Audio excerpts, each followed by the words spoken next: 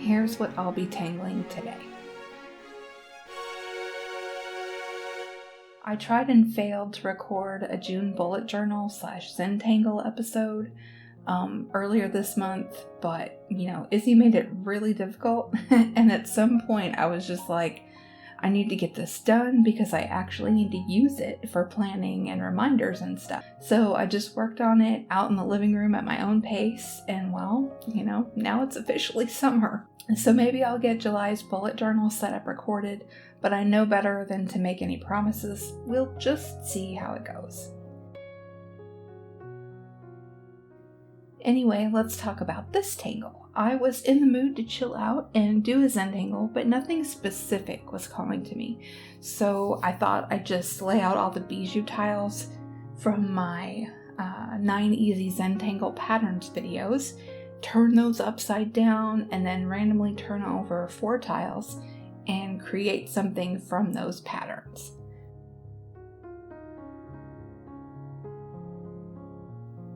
The pattern cards I flipped were Love Handles, Irradial, Adri, and Pearl Pod.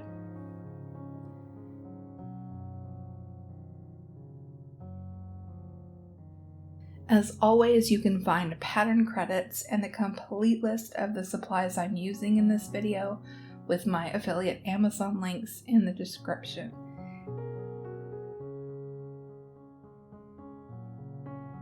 If you shop using those links, I make a very modest commission, but your price doesn't change. It helps support this channel and my Zentangle habit when you use them, so full disclosure there.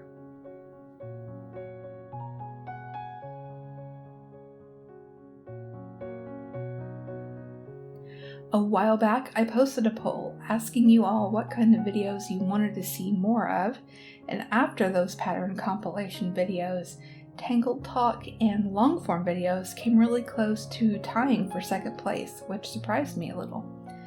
So this is my attempt to make something for both of those groups of folks, but I would just like to remind everyone that you are in complete control of what you watch and how you watch it. Use the timing and volume controls that YouTube provides in whatever way suits you.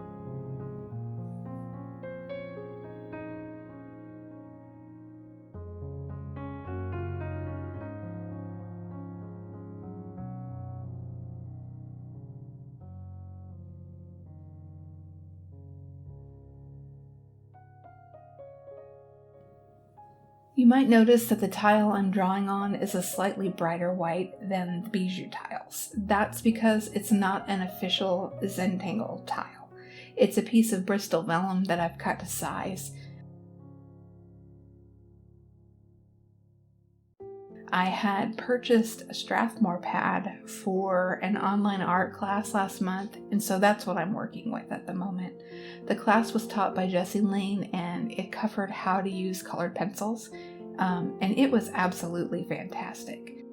A friend of mine, hi Linda, if you're watching this video, let me have her spot in the class because she couldn't attend, and I'm so thankful to her because I really enjoyed it and I really learned a lot.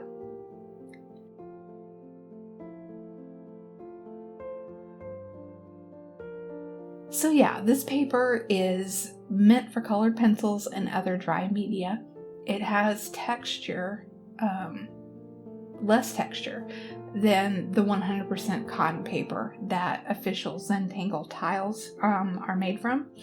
In terms of tooth, I'd say it's somewhere between the generic cardstock that you'd buy at an office store, which is really smooth, and watercolor paper, which, on the flip side is very textured.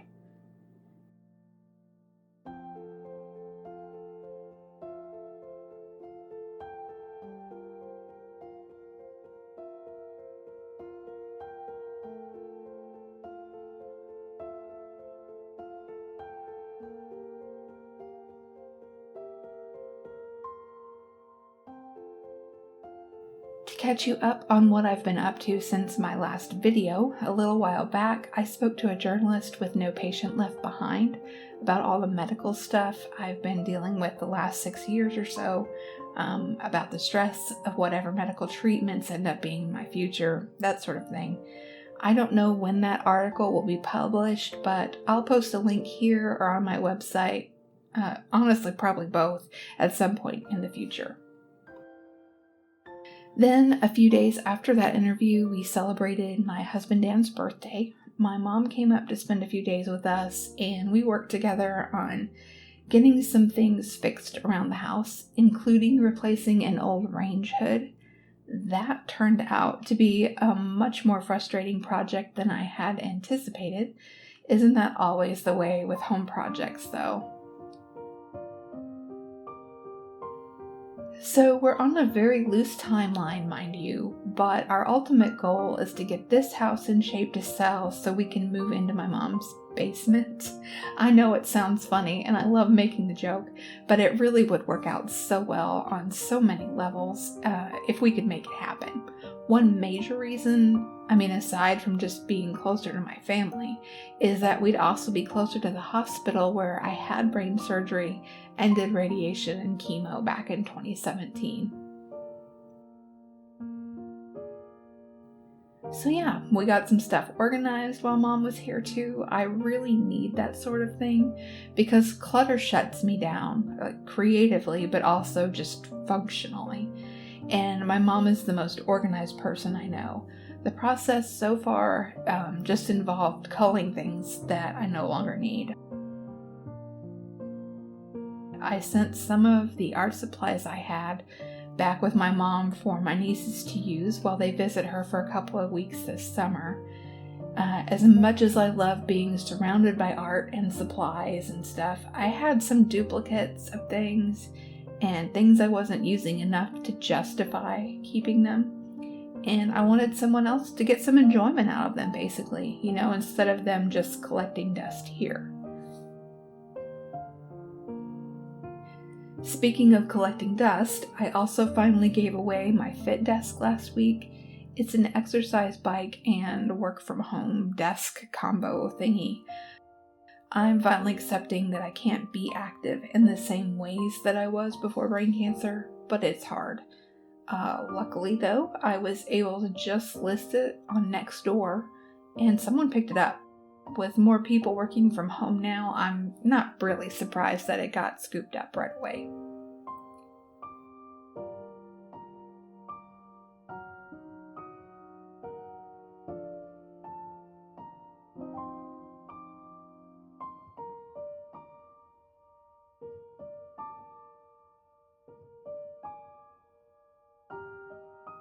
One thing that I want to ask you guys about, I am thinking about launching memberships here on YouTube and maybe offering a live stream or two each month for the people who join to help fund the move since my GoFundMe has kind of fizzled out already.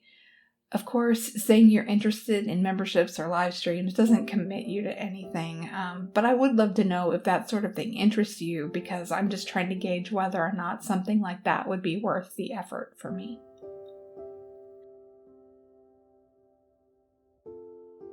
I was thinking for the live streams we could do something like I did here for this video, where where I randomly draw, or maybe viewers choose, I don't know, a few patterns and we just kind of hang out and tangle together for a bit.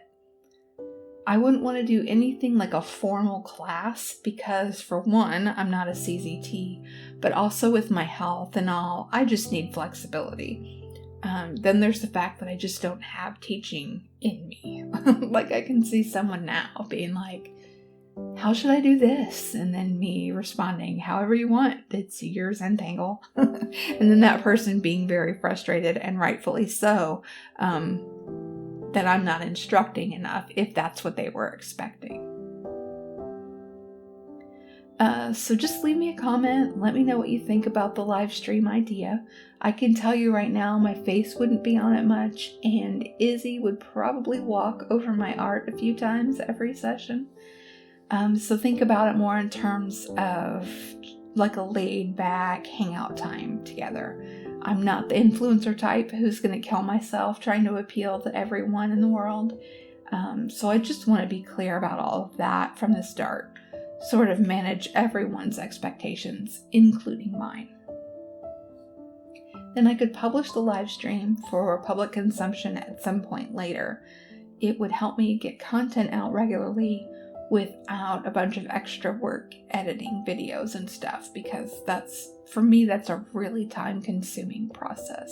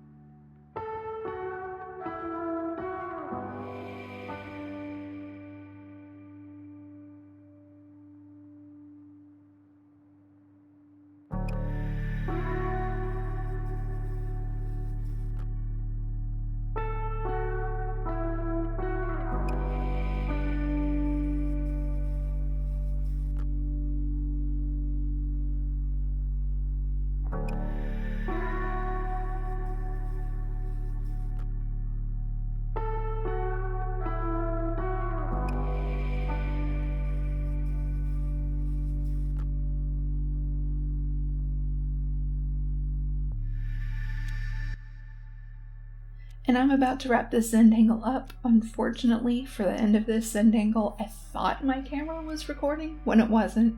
I went back in and added some weight to some of the lines, including putting little triangle feet on the ends of the lines around the pattern irradial, right where they touch the border string that I drew.